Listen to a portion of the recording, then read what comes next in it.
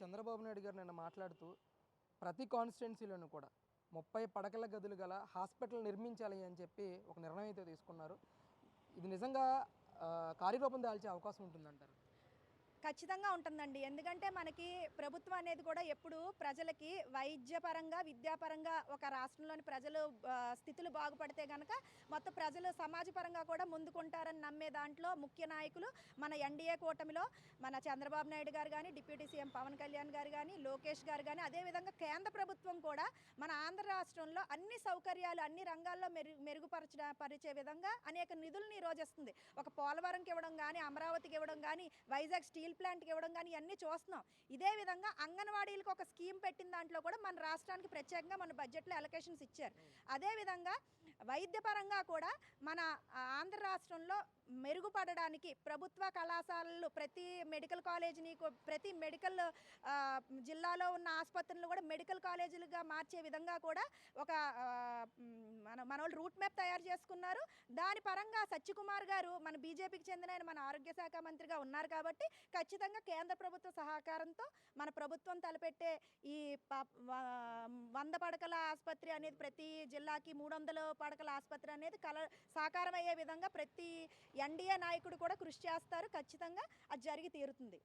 చంద్రబాబు నాయుడు గారు మాట్లాడుతూ ప్రతి కాన్స్టిట్యున్సీలోనూ కూడా 300 పడక గదులు ఉన్న హాస్పిటల్ నిర్మించాలని చెప్పి ఒక ప్రతిపాదన కూడా తీసుకొస్తానని చెప్పేసి మాట్లాడడం నిజంగా అది కార్యాచరణ అయ్యే అవకాశం ఉంటుందంటారా? ఆయన మాట నిలబెట్టుకునే అవకాశం ఉందంటారా? ఆయన చెప్పేది ఏదైనా సరే కార్యాచరణ పడుతుందండి. చేసింది కూడా పకడ్బందీగా ప్రణాళికాబద్ధంగా ఉంటుంది కాబట్టి ఈరోజు అమరావతి స్కెల్టన్ ఇప్పుడు తయారవుతుంది. అలాగే ఆయన చెప్పారంటే ఖచ్చితంగా జరుగుద్ది. కాకపోతే ఏంటంటే ఆయన చెప్పింది లేట్గా ఎందుకు జరుగుద్ది అంటే దాని గ్రౌండ్ లెవెల్లో పుట్టింగ్ బాగుంటుంది. అంటే 300 మంది పడక అదే గదుల హాస్పిటల్ అంటున్నారు కదా, దానికి ఆ ఒక్కటే సరిపోదు. దానికి సంబంధించినవి అన్నీ అక్కడ గ్రౌండ్ లెవెల్లో సైట్ సర్వే చేయాలి, దానికి నిధులు సమకూరించాలి. ఇవన్నీ జరగాలంటే మరి సర్వే చేసి దానికి నిధులు సమకూరించాలి కదండి. కొంత టైం పడుతుంది. ఆ టైం పట్టినప్పుడు ఆటోమేటిక్గా ఈ ఆచరణలోకి వస్తాయి. మరి చంద్రబాబు నాయుడు గారు మాట్లాడుతూ ప్రతి కాన్స్టిట్యున్సీలోనూ కూడా 300 పడకల హాస్పిటల్ నిర్మించాలని చెప్పేసి ఒక నిర్ణయం అయితే తీసుకున్నారు. ఇది ఎంతవరకు సాధ్యం అవుతుందంటారు? ఒక యువకుడిగా దీనిపై మీ అభిప్రాయం ఏంటి?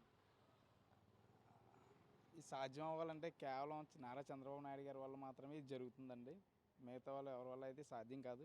మీకు తెలిసి ఉండొచ్చు, లాస్ట్ టైం ఆయన నెగ్గినప్పుడు అమరావతిని ఒక రూపురేఖల దృష్టి తీసుకొచ్చారు. తర్వాత ఇదే జగన్మోహన్ రెడ్డి అబద్ధాలు చెప్పి సీఎం అయిన తర్వాత ఒక ఇటుక ముక్క కూడా దాని మీద పేర్చలేకపోయాడు. ఈయన మాట ఇచ్చాడంటే ఖచ్చితంగా నారా చంద్రబాబు నాయుడు గారు ఖచ్చితంగా అమలు చేస్తాడు. ఆయన అభివృద్ధికి మొదటిపేట ఆయనే వేస్తాడండి. దీంట్లో అయితే ఖచ్చితంగా ఆయన వల్లే దీనికి డెవలప్మెంట్ అయితే నారా చంద్రబాబు నాయుడు గారి వల్ల మాత్రమే జరగగలుగుతుంది. వచ్చేటప్పటికి అబద్ధాలు ఆడుతున్నారు, అబద్ధాలు చెప్పి గద్దెక్కారు ఈ రోజున అని చెప్పేసి జగన్మోహన్ రెడ్డి గారు వాక్యాలు మాట్లాడుతూ ఉన్నారు. ఆయన అబద్ధాలు చెప్పి 5 సంవత్సరాలు పరిపాలించాడు కాబట్టే అతను గద్దె దించేశారండి. ఈయన నిజాయితీగా నీతిగా పరిపాలిస్తారు కాబట్టే ఈయన గద్దెక్కించారు జనాలు. ఆయన ఏమాత్రం కూడా అబద్ధాలు చెప్పలేదు. ఆయన ఎక్కిన వెంటనే డిఎస్సి నోటిఫికేషన్ ఇస్తా అన్నాడు, డిఎస్సి నోటిఫికేషన్ ఇచ్చాడు. తర్వాత పెన్షన్ పెంచుతా అన్నాడు, పెన్షన్లు పెంచాడు. ఇప్పుడు మళ్ళీ ఉచితంగా కూడా మొన్న రీసెంట్గా పేపర్లో చూశాను, 20 లక్షల ఇళ్ళకి ఉచితంగా సోలార్ ప్రాజెక్టులు తీసుకొచ్చాడు ఆయన. అక్కడ అమరావతినేమో ఆల్రెడీ వర్కులు స్టార్ట్ చేశారు, పోలవరం వర్కులు స్టార్ట్ చేశారు. ఇంకేముందండి, నారా లోకేష్ గారు చంద్రబాబు నాయుడు గారు కలిసి పెట్టుబడులు ఇచ్చా ఈ మధ్యన విదేశాలకు వెళ్ళి అక్కడ పెట్టుబడుల్ని సేకరించే విధంగా ఆయన ప్రసంగాలు ఇచ్చి తిరిగి రావడం జరిగింది. ఎప్పటికప్పుడు గత 5 సంవత్సరాల్లో ఏనాడు కూడా ఎప్పుడు జరగలేని క్యాబినెట్ మీటింగ్లు ఈయన గద్దెక్కిన కాడి నుంచి కూడా ప్రతి దాని మీద రివ్యూస్ తీసుకోవడం, మంత్రులతో సమావేశాలు ఏర్పాటు చేయడం ఖచ్చితంగా జరుగుతూ ఉన్నదండి. ఇప్పుడు ఎవరి పనితీరు ఎంత ఉంది, ఏ విధంగా చేస్తున్నారు అనేది వాళ్ళకి మళ్ళీ ర్యాంకింగ్స్ ఇచ్చి వాళ్ళని మోటివేట్ చేసే విధంగా ఆయన ముందుకైతే వెళ్తూ ఉన్నాడు. ఇంకో విషయం చెప్తే జగన్మోహన్ రెడ్డి గారికి సిగ్గు వస్తుంది. గత 5 సంవత్సరాల్లో ఆయన ఏ రోజు కూడా సీఎం రిలీఫ్ ఫండ్ చెక్స్ అనేవి ఎవరికి కూడా ఇష్యూ చేయలేదండి. నారా చంద్రబాబు నాయుడు గారు ముఖ్యమంత్రి అయిన తర్వాత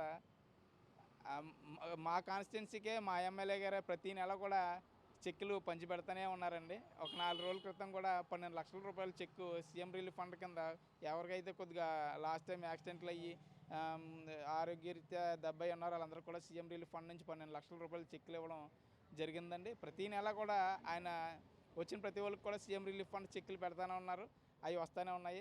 లాస్ట్ గత 5 సంవత్సరాల కిందట పెట్టుకున్న వాళ్ళు కూడా ఈరోజు పరిగెట్టుకుంటూ వస్తున్నారండి. ఆ రోజు మేము పెట్టుకున్నామండి, ఈ రిజెక్ట్ అయిపోయి అని చెప్తా ఉన్నారు. ఈరోజు పెట్టుకోవడానికి అవకాశాలు ఉంటే మాకు పెట్టండి అని చెప్తా ఉన్నారు.